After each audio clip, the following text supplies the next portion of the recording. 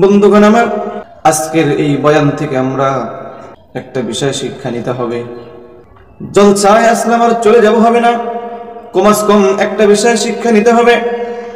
রাসূল বলেন, কিয়ামতের দিন তিন শ্রেণীর লোক ব্যতীত, তিন শ্রেণীর চোখ ব্যতীত সকল চোখ কাঁদবে আর কাঁদবে। এর ভিতরে তিন শ্রেণীর লোক কাঁদবে না। এক নম্বর শ্রেণী রাসূল বলেন, সালাসাতু আইন লা তাবকি ইয়াউমাল কিয়ামা, কিয়ামতের দিন তিন শ্রেণীর চোখ কাঁদবে না।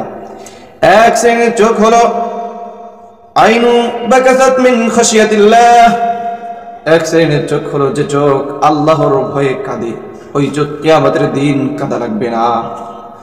দুই নম্বর চোখের শ্রেণী হলো, রাসূল বলেন, ওয়াইনু গাদ্দাস আন মাহারিমিল্লাহ, দুই নম্বর শ্রেণীর চোখ হলো যে চোখ আল্লাহর হারাম জিনিস থেকে বিরত থাকে।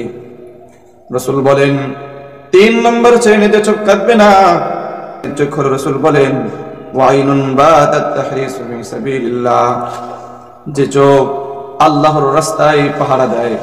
এই তিন শ্রেণীর চোখ ব্যতীত যত চোখ আছে সকল চোখ কিয়ামতের দিন কাঁদবে।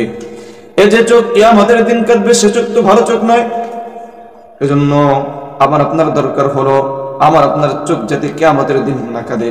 এজন্য এই তিন শ্রেণীর চোখের ভিতরে কমাস কম যে কোনো এক শ্রেণীর চোখ আমাদের হতে হবে।